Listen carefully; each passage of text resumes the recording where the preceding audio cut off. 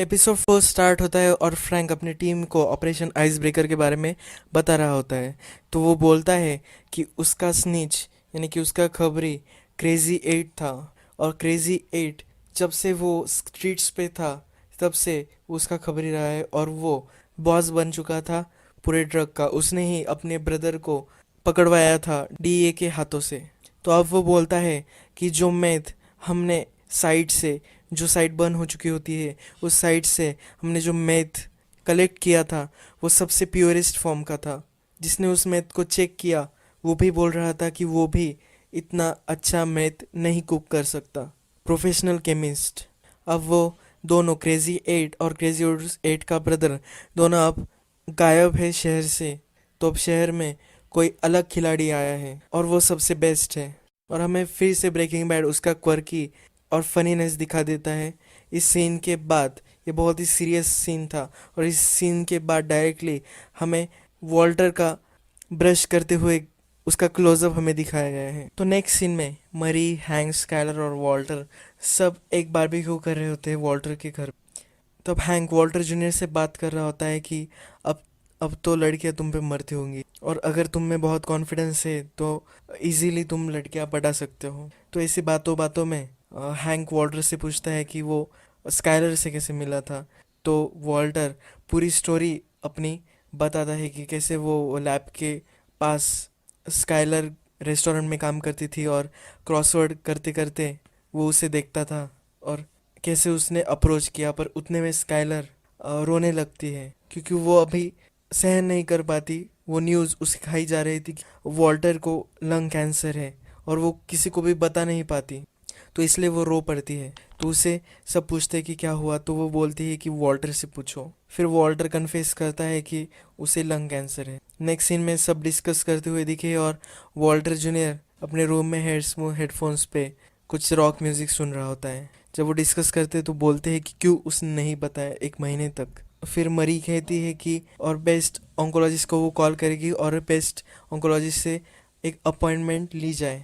तो हैंक उसके लिए मान जाता है। इस सीन के एंड में हैंक वॉल्टर को बताता है कि कुछ भी हो जाए पर वो उसकी फैमिली के हमेशा टेक केयर करेगा। जैसे ने अपने घर पर कुछ फ्रेंड्स बुलाए रहते हैं तब एक फ्रेंड जब टॉयलेट पे जाता है और जब वापस आता है तो वो सीलिंग्स देखता है जहाँ से एसिड और डेड बॉडी नीचे गिरी थी। तो वो आकर उससे पूछता है कि वहाँ क्या हुआ था। दूसरा फ्रेंड उसे बोलता है कि मेरे पापा कॉन्ट्रैक्टर है, वो उसे फिक्स कर दे सकते हैं। जैसे बोलता है कि कुछ नहीं, सिर्फ हाउस अब पुराना हो गया है इसलिए वो ज़रा तकलीफ दे रहा है। वो फ्रेंड्स उससे पूछते हैं कि अभी भी क्या तुम मैथ क्रिएट करते हो, कुक करते हो।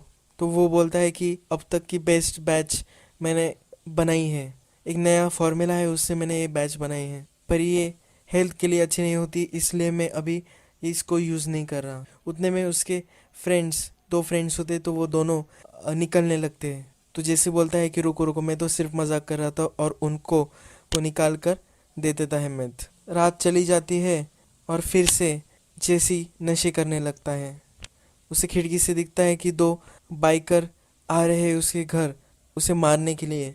तो वो घर से बाहर निकल जाता है पर वो सिर्फ 2 बच्चे होते हैं जो एक ब्रोशर लगाने के लिए आए हुए होते। सो बेसिकली जैसे बहुत पैरानॉइड दिखाया गया है उस ड्रग्स की वजह से। जब भी वॉल्टर अपने घर में भी खांसता है तभी भी उसकी बीवी पूछती है कि कुछ मदद तुम्हें चाहिए या नहीं। तो उसकी ज़्यादा एक्स्ट्रा केयर उसकी बीवी करने लगती है। मरी ने स्पेशली उसके बॉस से एक फेवर करके ये अपॉइंटमेंट स्काइलर को दी हुई रहती है। स्काइलर उस ऑन्कोलॉजिस्ट से बात करती है और पूछती है कि क्रेडिट कार्ड पे पेमेंट हो सकता है क्या। वो बहुत खुश होती है कि उसे बेस्ट ऑन्कोलॉजिस्ट मिला है। स्काइलर 4 नखरे के बाद वॉल्टर से पूछता है कि क्रेडिट कार्ड का क्या तुम बोल रही। तो स्काइलर उसको बताती है कि हमें $5,000 डिपॉजिट करने होंगे। तो ज़रा डिस्कशन के बाद वॉल्टर उससे बताता है कि $5,000 मैं डिपॉजिट करा दूंगा मेरे पेंशन। वॉल्टर ने क्रेजी एट के पैसे जहाँ छुपा के रखे हुए होते हैं वहाँ से जाकर वो निकालता है। वही वॉल्टर जूनियर आता है और वो उससे पूछता है कि क्यों तुम ऐसा अलग बिहेव कर रहे हो, तुम क्यों ऐसा बिहेव कर रहे हो कि कुछ नहीं होने। वॉल्टर वो पैसे डिपॉजिट करने जा रहा होता है तभी पीछे से पुलिस की गाड़ी आती है। वो बहुत डर जाता है और वो खुद से ही पुल ओवर कर लेता है पर वो पुलिस की गाड़ी सीधे स्ट्रेट चली जाती है।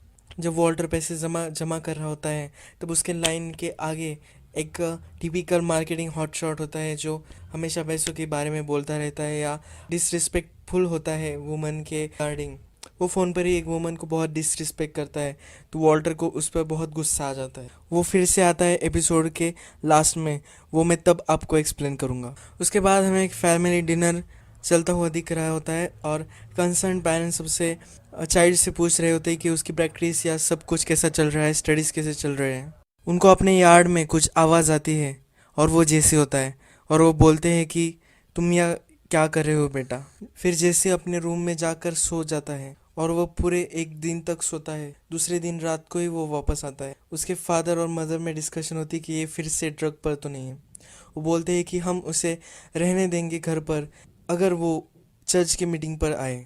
जैसे अपने भाई से भी एक बॉन्ड बनाने की कोशिश करता है, पर उसके बाद उसकी मदर आ जाती है और वो डोर ओपन करके चली जाती है। उसे लगता है जैसी इसे कुछ बुरा सिखा देगा। इस पर जैसे नाराज़ हो जाता है और अपने रूम में चला जाता है। अपने रूम में जाकर उसे नींद नहीं आती तो वो अपना पुराना स्टोरेज कबर्ड ओपन करता है। उसमें उसके चाइल्डहुड के जो ड्राइंग्स वगैरह होते हैं वो सब उसे देखते हैं।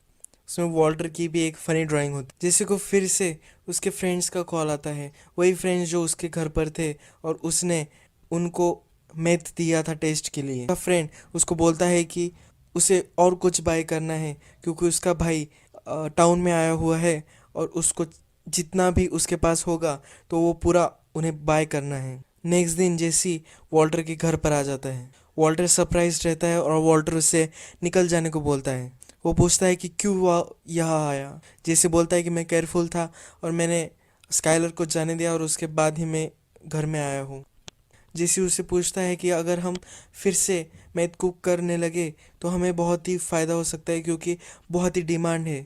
जो लोग बाय कर रहे हैं तो उनको सबको अच्छा लग रहा है। वॉल्टर कुछ भी बात करने के मूड में नहीं होता, पर फिर भी जैसे उसको बताता है कि उसको सेल करके $4,000 कमाए हैं और वो वॉल्टर को सब पैसे दे देता है। इसके नेक्स्ट सीन वॉल्टर और उसके ऑन्कोलॉजिस्ट में बीच की कन्वर्सेशन है। तो ऑन्कोलॉजिस्ट उसे बताता है कि हमारे पास जो ट्रीटमेंट अवेलेबल है उससे तुम्हारी ट्रीटमेंट हो सकती है, पर उसके बहुत सारे साइड इफ़ेक्ट भी उनको बताता है। लीस्ट चलती ही जाती है और साउंड फेड होता जाता है। नेक्स्ट सीन में हमें दिखाया गया है कि जेसी के घर की जो मेड होती है वो जेसी के रूम में एक वीड सिगरेट उसे मिल जाती है और उसके फादर और मदर उसको बहुत डांटते हैं उसके बाद और वो घर से निकल जाने के लिए बोलते हैं। जो वो बाहर इंतज़ार कर रहा होता है टैक्सी का, तभी उसका छोटा ब्रदर वहाँ आ जाता है और बोलता है थैंक यू मुझे बचाने के लिए। वो एक्चुअल में उसके ब्रदर की वीड सिगरेट होती है। वो फिर से वो वीड सिगरेट मांगता है, पर जेसी उसे वो सिगरेट नहीं देता और वहाँ से चला जाता है। स्काइलर अब हॉस्पिटल के सब ब्रोशर्स जो होते हैं वो देखने लगती है और वो वॉल्टर को बताती है कि ये बहुत ही हेल्पफुल है। तो वो नेक्स्ट प्लान के बारे में पूछते हैं, तब वॉल्टर डिस्कस करता है कि हमें इसके बारे में और कुछ सोचना चाहिए। फिर स्काइलर पूछती है इसके बारे में हम क्या सोचे। वॉल्टर बताता है कि ये बहुत ज़्यादा पैसे हैं, हमें अराउंड 90K खुद से डालने पड़ेंगे इस ट्रीटमेंट के लिए, और अगर फिर भी मुझे कुछ हो जाता है तो मैं इतनी बड़ी डेब्ट डाल के तुम पर नहीं जा सकता। इस पर वॉल्टर जूनियर बहुत गुस्सा हो जाता है और वॉल्टर को मर जाने के लिए बोलता है। नेक्स्ट सीन में वॉल्टर कार में गैस भरने के लिए जाता है, तभी उसे फिर से वो हॉट शॉट दिखाई देता है, द मार्केटिंग हॉट शॉट, और फिर से वही अपने फ़ोन पर वो बात करता होता है और वॉल्टर की जो कार पार्किंग स्पेस भी होती है वो भी वो ले जाता है। तो वॉल्टर एक वेट ब्रश लेता है और उसके बैटरी में डाल देता है, उससे वो गाड़ी उसकी फट जाती है। इस तरह से एपिसोड ख़त्म हो जाता है। इस एपिसोड में हमें वॉल्टर की फाइनेंशियल सिचुएशन की वजह से वो एक ट्रैक ले सकता है और सॉल्यूशन जेसी के पास है, तो अब उनको फिर से वापस आना पड़ेगा, एक टीम बननी पड़ेगी और उनको फिर से पैसे कमाने पड़ेंगे। तो ये एक इस्टेब्लिश्ड हुआ है इस एपिसोड में। जेसी का भी कैरेक्टर डेवलपमेंट बहुत ही अच्छी तरीके से हुआ है इस एपिसोड में। प्रीवियस एपिसोड में वॉल्टर का बहुत ही ज़्यादा कैरेक्टर डेवलपमेंट था, इस एपिसोड में जेसी का कैरेक्टर डेवलपमेंट हुआ है। हमें पता चलता है कि जेसी का इंटरेस्ट अलग एरियाज़ में लाई करता है, पर उसके मॉम डैड सिर्फ उसे एकेडमिक सक्सेस को ही एक ज़्यादा इम्पोर्टेंस देते हैं, ये भी हमें दिखने को मिलता है इस एपिसोड में।